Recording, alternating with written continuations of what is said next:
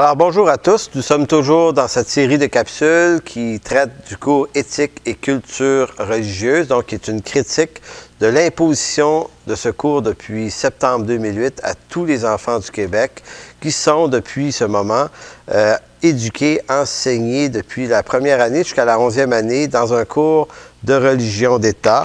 Et pourquoi disons-nous religion d'État? Puisque la valeur religieuse qui est communiquée à travers ce cours éthique et culture religieuse dans la partie culture religieuse s'appelle le pluralisme religieux, c'est-à-dire une théologie du pluralisme qui n'est pas la pluralité d'un ensemble culturel, mais bien la promotion d'une mouvance religieuse qui date d'à peu près un siècle, qui possède ses propres théologiens et qui fait un amalgame, un syncrétisme, une unification de toutes les grandes révélations, religions du monde, et qui finit par en faire une seule, dont le Dieu s'appelle la réalité ultime et qui s'incarne à travers les différentes révélations, que ce soit le christianisme, le bouddhisme et les autres.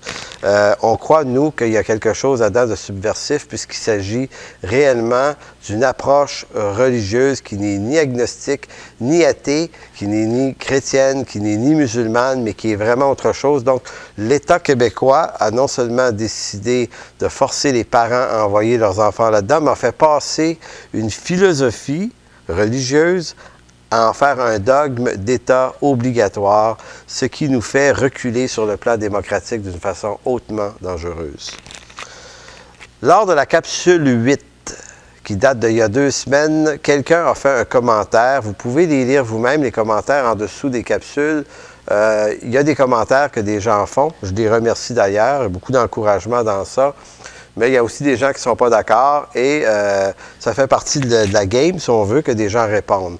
Donc, il y a quelqu'un que je vais appeler, selon son pseudo, Free to Choose 80. Monsieur Free to Choose 80, capsule 8, fait le commentaire suivant.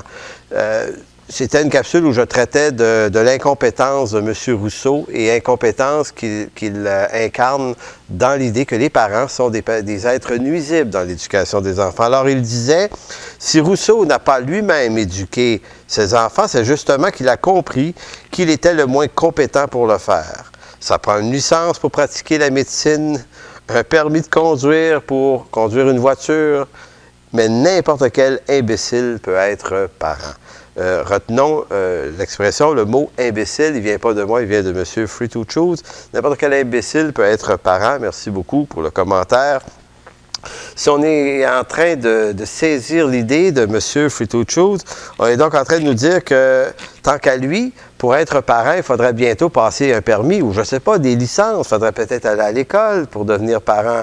Pas très naturel, tout ça, mais cette idée est que les parents sont tellement incompétents qu'il faut les confier à des instances compétentes que sont l'État par l'éducation. C'est du Jean-Jacques Rousseau. Monsieur est sans doute un adepte, un disciple de Jean-Jacques Rousseau, comme le sont beaucoup de systèmes qui forment actuellement, notamment les futurs techniciens en garderie, les CPE, qui sont des grands adeptes de Jean-Jacques Rousseau aussi. Tant qu'à nous, Jean-Jacques Rousseau demeure et reste un incompétent du simple fait qu'il n'a jamais éduqué ses propres enfants. Il faut simplement être pragmatique pour le comprendre. Seuls les gens qui ont travaillé dans le domaine, qui ont éduqué des enfants, sont réellement habilités à parler de ce qu'est l'éducation des enfants.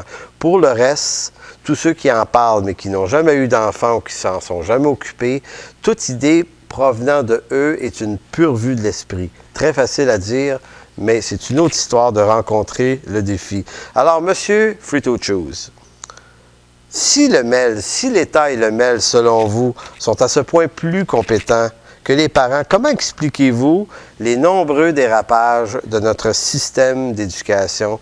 Et je vous lis quelques statistiques qui sont assez surprenantes.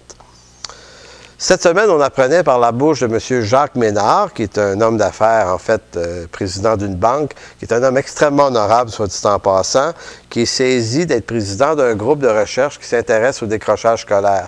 M. Ménard nous disait que 28 000 enfants décrochent chaque année, c'est-à-dire l'équivalent de 14 ou 15 polyvalentes. Je croyais que c'était 18 000, moi. C'est pire que ce que je croyais, c'est 28 000, donc 15 polyvalentes. Est-ce que c'est de la compétence, ça, M. Free to Choose? J'en suis pas certain. Le taxage scolaire. touche. Et ma statistique vient de l'Institut de la statistique du Québec. Donc, c'est un truc du gouvernement, ça. 2 étudiants sur 10 sont victimes de taxage dans notre réseau scolaire. Maintenant, 2 sur 10 veut dire 20 20 de 1 800 000 à peu près étudiants, élèves dans notre réseau scolaire au Québec, ça signifie 340 000 jeunes qui seraient victimes de taxage. C'est de la haute compétence, ça, M. Free to Choose, de la part de ceux qui dirigent nos écoles, n'est-ce pas? M. Pierre Potvin, qui est psychoéducateur à l'Université du Québec à Trois-Rivières, lui va plus loin. Il prétend que 62 des enfants au Québec, dans le réseau scolaire, seraient de près ou de loin mêlés aux problèmes de taxage. 62 ça veut dire au-delà d'1 million d'enfants sont plus ou moins mêlés, non pas nécessairement comme victimes, mais peut-être comme agresseurs. Ça signifie que ça va pas bien du côté du taxage. Le taxage, c'est une forme de violence et d'intimidation extrêmement dangereuse. Et ça, là, personne n'est capable de régler ce problème-là. C'est beaucoup de compétences, ça, M. Free to Choose. 41 des jeunes disent un jour ou l'autre avoir consommé de la drogue dans nos écoles. Donc, à peu près 800 000 jeunes auront, par l'école, eu relation ou contact avec des problèmes de consommation de drogue. Je ne dis pas que c'est l'école qui provoque ce problème-là, mais l'école ne règle pas le problème. 69 des jeunes au secondaire auront consommé de l'alcool de façon abusive également. Le harcèlement de toutes sortes. J'apprenais ce matin qu'une jeune fille ayant souffert d'une maladie mentale, schizophrénie, psychose, a été rejetée de toutes ses amies, ont été obligés de la changer d'école tellement que ça va mal ici dans notre région. Le harcèlement sexuel.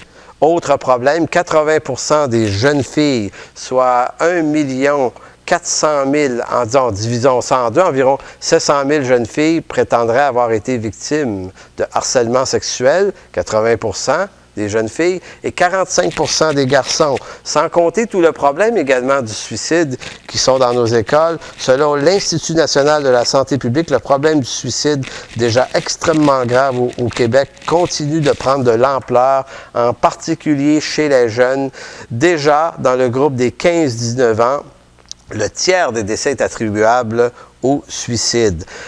On pourrait vous rajouter également la piètre qualité du français dans nos écoles publiques également. Ça va de plus en plus mal, tellement mal qu'il n'y a plus de professeurs de français dans les écoles. Les nouveaux professeurs sont formés 4 ans en pédagogie, mais plus en français parce que nos dirigeants politiques ont trouvé que l'incompétence, ça valait la peine de l'insérer dans notre système scolaire. La même chose, on apprenait également dernièrement que le yoga, j'ai lu une statistique qui disait que près de 600 écoles avaient adopté le yoga. Savez-vous ce qu'est le yoga? Sinon, une pratique spirituelle hindoue qui est l'équivalent du chapelet pour les catholiques, de la prière pour les protestants ou pour les musulmans. Comment se fait-il qu'on a sorti la religion des écoles pour inclure une nouvelle approche religieuse qui est le yoga, qui n'est pas simplement une question de relaxation, mais bien une question de religion? Monsieur Free to Choose, malgré le fait que les différents ministres de l'Éducation, au nombre de 9 depuis 1992, ainsi que les innombrables fonctionnaires, au nombre de 3000 qui travaillent pour le ministère de l'Éducation du Québec, ont effectivement fait de grosses études. Ils en ont des licences, ils en ont des permis, ils sont bardés de diplômes, ces gens-là. Alors, comment expliquez-vous que ces gens-là ne soient pas plus compétents qu'il faut? Et que vous nous présentez que ce sont les parents qui sont des imbéciles, qu'on devrait les confier à une instance que sont les institutions scolaires publiques qui, à mon sens, selon les statistiques que je vous fournis ce matin, sont immensément plus incompétents que les parents.